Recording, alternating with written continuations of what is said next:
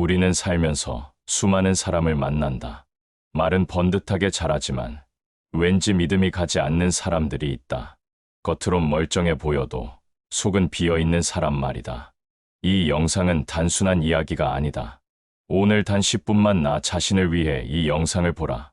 그 10분 안에서 당신은 어떤 사람이 신뢰할 수 없는 사람인지, 그리고 내가 어떻게 해야 신뢰를 얻는 사람으로 살아갈 수 있는지 분명한 기준을 얻게 될 것이다. 나는 한국에서 수많은 사람과 함께 일하며 공통된 사실 하나를 배웠다. 신뢰는 천천히 쌓이지만 한순간에 무너진다. 짧은 대화로는 진짜 믿음을 만들 수 없다. 그러나 사소한 거짓말, 가벼운 말 한마디가 그동안 쌓은 모든 것을 허물어뜨린다. 말을 가볍게 하는 사람은 믿음도 가볍다. 겉으론 큰 소리를 치지만 정작 행동으로 옮기려 할 때는 아무것도 하지 못한다. 어릴 적 부산에서 들었던 한 상인의 이야기가 있다. 그는 늘 걱정 마십시오. 다 잘 됩니다라고 말했다.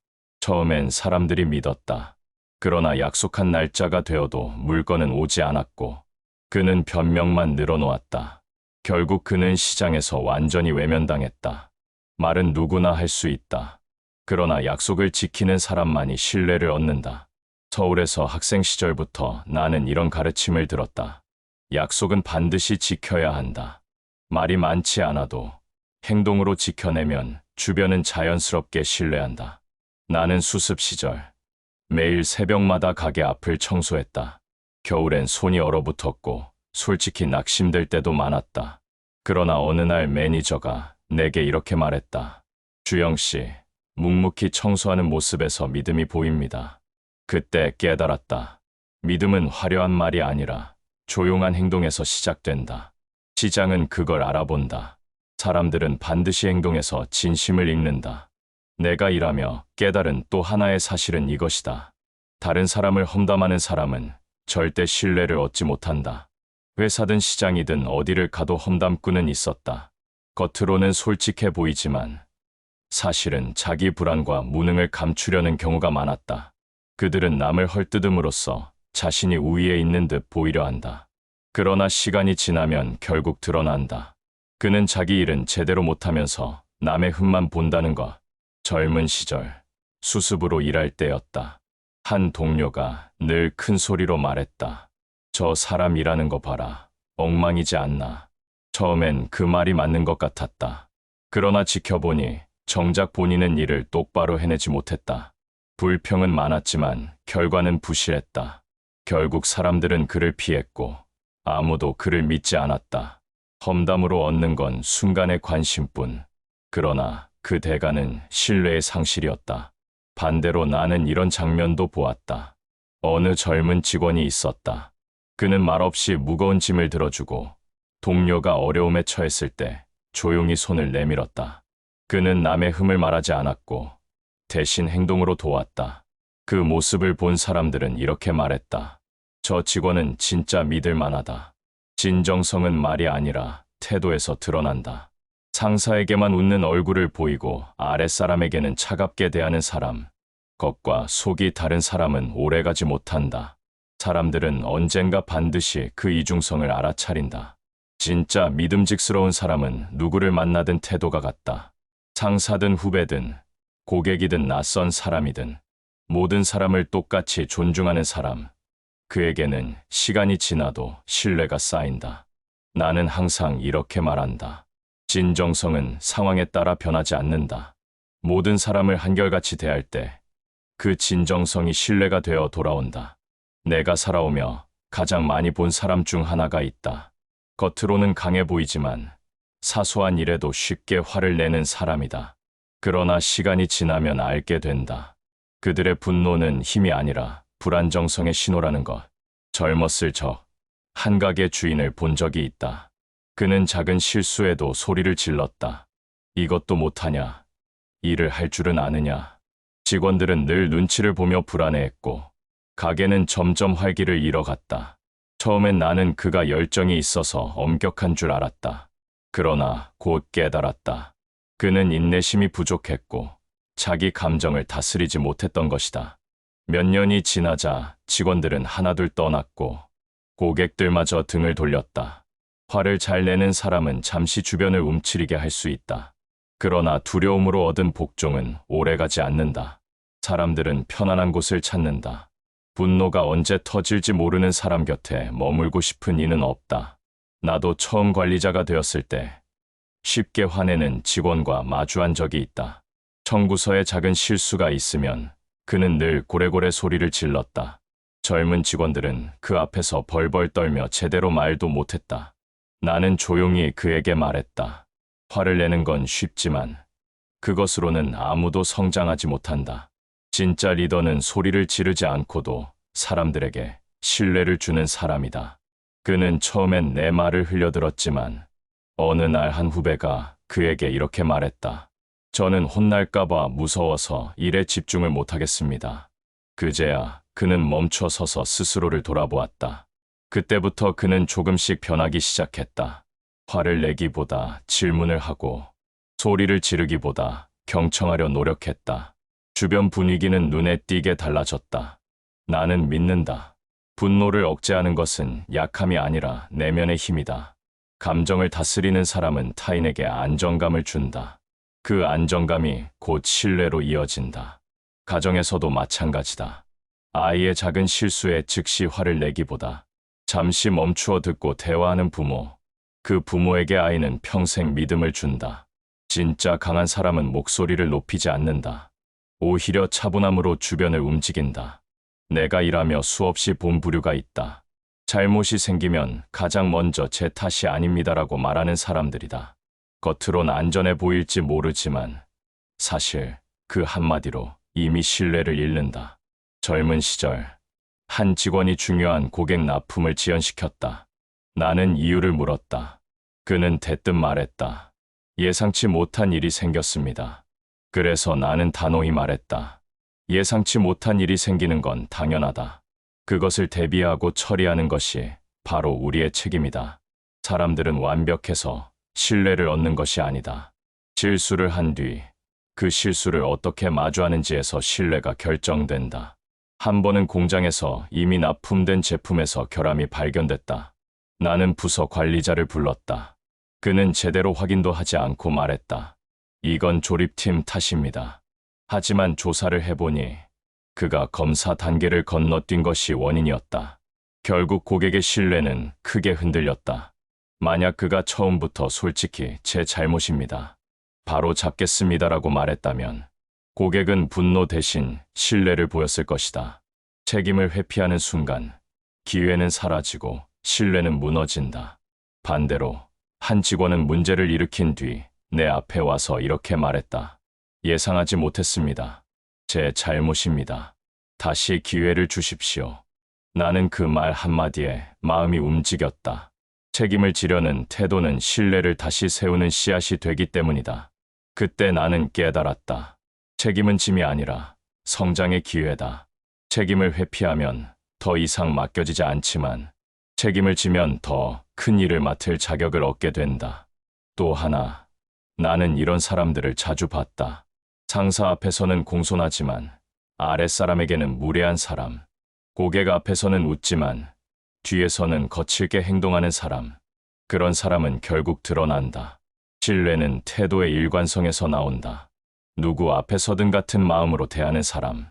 그에게는 시간이 흘러도 존경이 따르고 신뢰가 쌓인다. 나는 언제나 직원들에게 이렇게 말했다. 좋은 말을 애써 할 필요는 없다. 조용히 맡은 일을 묵묵히 해내라. 그것이 가장 강력한 신뢰의 언어다. 결국 신뢰를 쌓는 5가지는 이와 같다. 첫째, 말보다 행동이 앞서야 한다. 둘째, 남을 헐뜯지 않고 진정성을 지켜야 한다. 셋째, 분노를 다스릴 줄 알아야 한다. 넷째, 책임을 피하지 않고 마주해야 한다. 다섯째, 누구를 대하든 태도가 변하지 않아야 한다. 신뢰는 거창한 말에서 오지 않는다. 조용한 행동, 한결같은 태도, 그리고 책임지는 용기에서 자란다. 이것이 내가 평생 일하며 배운 가장 큰 교훈이다. 그리고 오늘 이 영상을 단 10분이라도 투자한 당신이 그 교훈을 삶에 새겨가길 바란다. 이상으로 영상을 마칩니다. 끝까지 시청해 주셔서 감사합니다. 해야 할 일은 줄어든 것 같아도 마음속 짐은 오히려 더 늘어난다. 건강을 걱정하고 자식을 걱정하고 돈까지 걱정하다 보면 하루가 시작되기도 전에 지쳐버린다. 마음은 조급한데 몸은 따라주지 않으니 늘 쫓기는 기분으로 살아간다. 이 영상을 보는 지금만큼은 잠시 다른 건 멈추어 보라. 단 10분, 오직 나 자신을 위해 투자하는 시간이 되길 바란다. 그 10분 안에서 당신은 억지로 애쓰지 않고도 일이 풀리는 길. 그리고 조급함 속에서도 무너지지 않는 마음의 중심을 분명히 얻게 될 것이다.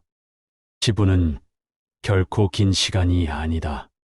그러나 그 10분이 삶을 새롭게 세우는 출발점이 될 수 있다. 사람들은 흔히 말한다. 더 열심히, 더 빨리, 더 강하게 나아가야 원하는 것을 얻을 수 있다. 그러나 다산 정약용은 다른 길을 가르쳤다. 생각해 보라. 아무리 봄을 재촉해도 겨울에 꽃을 피울 수는 없다. 아이가 아무리 서둘러도 하루아침에 어른이 되지는 못한다. 자연의 이치란 때가 되어야 이루어지고 억지로는 되지 않는 법이다. 사람의 일도 마찬가지다. 억지로 맺은 인연은 오래가지 못하고 억지로 이룬 성공은 금세 흔들린다. 정약용은 말한다. 억지로 되는 것은 없다. 그러나 조건을 갖추고 기다리면 반드시 이루어진다. 이 말은 체념을 가르치는 것이 아니다. 오히려 자연의 흐름을 존중하라는 적극적인 가르침이다. 물을 보라.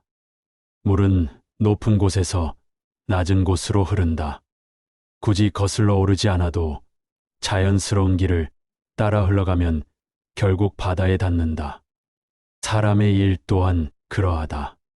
억지로 끌어당기려 하면 오히려 놓치고 자연의 흐름을 따르면 결실을 맺는다.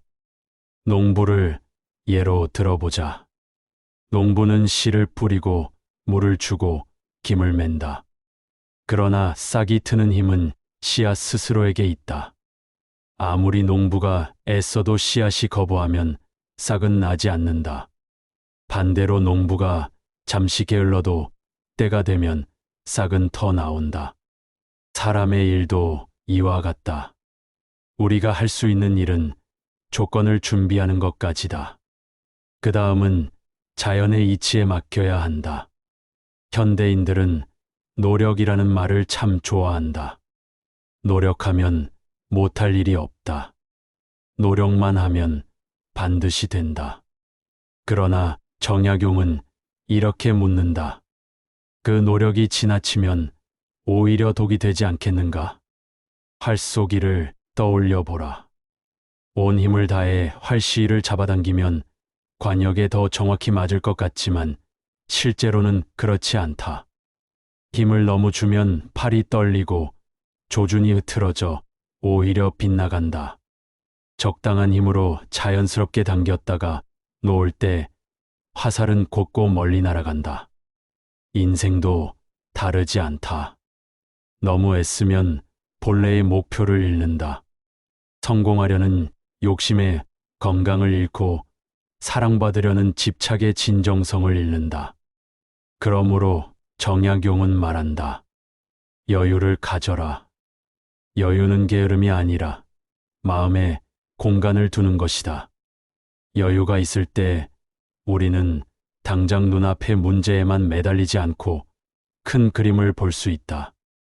한 걸음 물러서면 지금까지 보이지 않던 길이 보인다. 문제라 여겼던 것이 사실은 문제가 아닐 수도 있고 다른 해결책이 눈앞에 나타나기도 한다.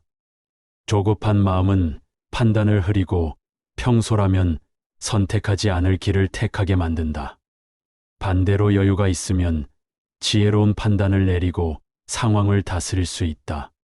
한국 문화에는 오래전부터 내려놓음이라는 말이 있다. 이 말은 단순히 포기하거나 무책임해지라는 뜻이 아니다. 집착을 버리고 더 큰 것을 붙드는 태도를 말한다. 손에 쥔 모래를 생각해 보라. 꽉 움켜쥐면 쏟아져 버리지만 손을 조금 펴면 모래가 고이듯 머문다. 집착은 잃을까봐 더 움켜쥐게 만들고 그 두려움은 오히려 원하는 것을 밀어낸다. 내려놓음은 책임을 버리는 것이 아니라 짧은 욕심 대신 긴 안목을 붙드는 일이다. 작은 이익을 내려놓고 큰 가치를 지키는 태도다. 정약용은 될 일은 된다라고 말했다. 그러나 그 말은 운명론이 아니다. 실학자였던 그는 현실 속에서 실천과 결과를 중시했다. 그렇기에 될 일은 된다는 말은 아무것도 하지 않아도 된다는 뜻이 아니다. 씨앗을 뿌리고 물을 주고 풀을 매면 때가 되어 싹이 트듯 노력을 다하면 결실은 반드시 따른다는 믿음이다. 이 믿음이 있으면 마음이 한결 편안해진다. 지금 원하는 모습의 결과가 아니더라도 언젠가 반드시 결실은 맺히리라는 확신이 있기 때문이다. 그렇다고 조급해하지도 말라. 결과가 빨리 오지 않는다고 해서 낙심할 것도 없고 예상보다 빨리 왔다고 해서 교만할 것도 없다. 때가 맞았을 뿐이기 때문이다. 동양의 철학은 늘 때를 중요하게 여겼다. 좋은 일도 때가 맞지 않으면 헛수고가 되고 평범한 일도 때를 만나면 크게 이루어진다. 때란 억지로 당기는 것이 아니다. 농부가 봄에 씨앗을 뿌리고 여름 내내 돌보아도 가을이 되어야 거둘 수 있다. 아무리 서둘러도 열매는 제철이 와야 익는다. 그러므로 중요한 것은 늘 준비하는 자세다. 때가 왔을 때 기회를 붙잡을 수 있도록 오늘을 다져두는 것이다. 현대 사회는 모든 것이 빠르게 돌아간다. 버튼만 누르면 원하는 것이 바로 손에 들어오는 세상이다. 그러나 정약용은 말한다. 가장 귀한 것은 시간이 들고 기다림을 통해 무르익는다. 신뢰는 하루아침에 쌓이지 않는다. 실력도 단시간에 갖출 수 없다. 깊은 관계, 진정한 성취도 모두 시간이 필요하다. 그러므로 인내란 단순히 참는 것이 아니라 믿고 기다리는 용기다. 오늘 조금 어긋나도 내일 다시 할 수 있고 이번에 실패해도 다음에 다시 도전할 수 있다. 결실은 반드시 온다. 다만 그 모양과 시기는 우리가 정할 수 없을 뿐이다. 삶에서 가장 중요한 것은 마음의 중심이다. 바람이 아무리 세게 불어도 뿌리가 깊은 나무는 쓰러지지 않는다. 마음도 그와 같다. 외부의 상황이 어떻게 바뀌든 사람들이 뭐라 하든 중심을 붙잡고 있으면 흔들리지 않는다. 이 중심은 어디서 오는가? 바로 자신에 대한 믿음에서 온다. 내가 옳다고 여기는 길을 걷고 있다는 확신. 지금 당장은 결실이 보이지 않아도 언젠가는 열매를 맺으리라는 신뢰. 그것이 마음의 기둥이 된다. 그러나 사람들은 쉽게 흔들린다. 왜 남들처럼 빨리 이루지 못할까? 왜 나는 저 사람만큼 가지지 못했을까? 비교는 마음을 갉아먹는 독이다. 장미와 들국화를 생각해 보라. 서로를 비교해 어느 쪽이 더 아름답다 말할 수 있겠는가? 장미는 장미대로 빛나고 들국화는 들국화대로 향기를 낸다. 사람도 그렇다. 각자 고유한 속도와 가치가 있다. 그러므로 비교는 의미 없는 일이다. 정약용은 말했다. 사람은 각기 다른 씨앗을 품고 태어났다. 남의 꽃을 탐하지 말고 내 씨앗을 가꾸어라. 비교 대신 필요한 것은 감사하는 마음이다. 지금 내가 가진 것, 지금 내가 누리고 있는 것, 그것을 소중히 바라볼 줄 아는 태도다. 감사가 있으면 욕심이 줄고 욕심이 줄면 마음이 가벼워진다. 늘 부족하다고만 생각하면 조급해지고 이미 충분히 누리고 있다는 마음을 가지면 여유가 생긴다. 그 여유 속에서 비로소 지혜로운 판단이 가능해진다. 마음이 좁아져 있을 때는 문제만 보이지만 마음의 감사가 자리 잡으면 기회와 해답이 보인다. 삶이 흔들릴 때마다 스스로에게 물어보라. 내가 지금 잃은 것은 무엇인가? 그리고 내가 이미 가진 것은 무엇인가? 그 물음 속에서 감사할 이유를 찾아내면 조급함은 사라지고 중심은 다시 단단해진다. 살다 보면 누구에게나 실패는 찾아온다. 사업이 무너지기도 하고 관계가 틀어지기도 하며 건강이 흔들릴 때도 있다. 이때 많은 사람은 자책부터 한다. 그러나 정약용은 말했다. 실패는 죄가 아니라 과정이다. 실패를 만났을 때 필요한 것은 끝없는 자책이 아니라 거기서 무엇을 배울 수 있는가를 묻는 일이다. 배울 바를 배우고 상처가 아물면 다시 일어서는 것. 그것이 실패를 이기는 길이다. 고통 또한 인생의 일부다. 사랑하는 사람을 떠나보내야 하는 아픔, 병으로 겪는 고통, 먹고 사는 문제에서 오는 시련. 아무리 밀어내려 해도 고통은 사라지지 않는다. 억지로 없애려 할수록 오히려 더 커질 뿐이다.